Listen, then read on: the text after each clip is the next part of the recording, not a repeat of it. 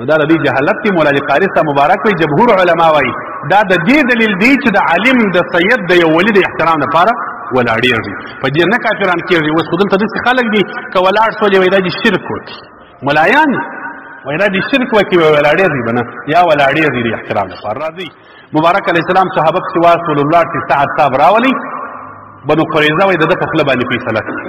بس صحابه پسې ولاړل، یو حمار یې پسې بوت کړي، یو حیوان دا خواته حضرت سعد رضی الله عنه باندې سپور کړي ورایاست.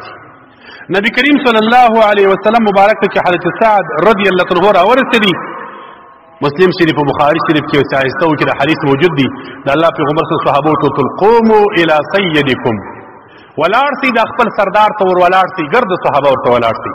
ټول صحابه کرام د تعظیم لپاره د حضرت سعد رضی الله عنه ولاړ شول. څنګه انسان دی او څه واقعا راځي، څنګه سړی دی حضرت سعد صاحب. ټول صحابه ورته ولاړ شول د تعظیم لپاره. مولا علي قاري رحمه الله مرقات کې زموږ د مذهب عالم دی، دغه حدیث لاندې چې قوموا الی سیدکم لاندې لیکلي دي، وایي د دنیا جمهور علما د دې حدیث څخه دا استدلال کوي چې کله مجلس ته عالم یا یو صالح نیک انسان یا یو سید رالی، دا نور خلک د تعظیم ته ورته ولاړېږي. د مجلس ته د یو نیک انسان د ولاړې دپاره ولاړېدل دا د رسول الله صلی الله علیه وسلم د صحابو سنت دی. که نه زموږ خلک چې مجلس ته یو عالم راسي ورته ولاړ سي، یو ولی راسي ولاړ سي، یو سید راسي ولاړ سي، دا رسول علیه السلام ګوره صحابو ته امر کړی دی. مولا علي قاري صاحب د دغه حدیث ته استدلال کړی دی په مرقات. نبی کریم صلی الله علیه وسلم ټول صحابه ولاړېدل. ښه نبی کریم صلی الله علیه وسلم مبارک ابو داود شریف کې حدیث دی. ابو هريره رضی الله عنه فرمایي رسول الله السلام به زموږ سره په مجلس کې ناست و چې ولاړ به سو، موږ ټول صحابه به ولاړ سو. در هغه ساعته پورې به موږ ولاړ وو چې دی به خپلې کوټې ته ننوتي، بار به موږ کښېنستو. نو ګوره چې یو نیک انسان، یو عالم، یو بزرګ ولاړ سي، ته ورسره ولاړېږې چې هغه کښېنې ته کښېنې، دا د صحابو سنت چې دې ته قیام تعظیمي وایي. په دې کې به دې نسته زموږ فقها ټول دا مسله لیکي. علامه شامي رحمه الله ټول امام بدر الدین عیني رحمه الله وایي د بزرګۍ د علم د یو چا د شرف د نسب په خاطر ولاړېدل صحیح دي، خو د دنیا او د جاه په خاطر به چاته نه ولاړېږي، وایي دا مکروه کار دی. یو سړی دنیادار دی چې ورته ولاړېږي، یو سړی خان او ملک سردار دی، نور دیني تعلق نه لري، نه به ورته ولاړېږي.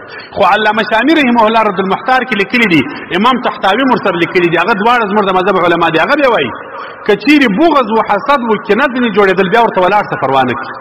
یو خان او سردار رالی، خلک ولاړ سوله، که ته کښېنې د خلکو نیت در باندې بدېږي چې ګوره ته کښېنه ناست وې زموږ سردار رالی، ته هم ولاړ سه، بیا پروا نه کړي.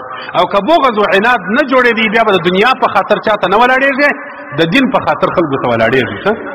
نبی کریم صلی الله علیه وسلم خپل هم ولاړېدي. ګوره حضرت سید شیخ عبدالقادر جیلانی رضی الله عنه الغنیه کې روایت نقل کوي، قرآن پیر صاحب مبارک د رسول علیه السلام مبارک لور بیبي فاطمه الزهرا رضی الله تعالی عنها د مبارک علیه السلام لور ده، د ټول دنیا د سیدانو مور ده.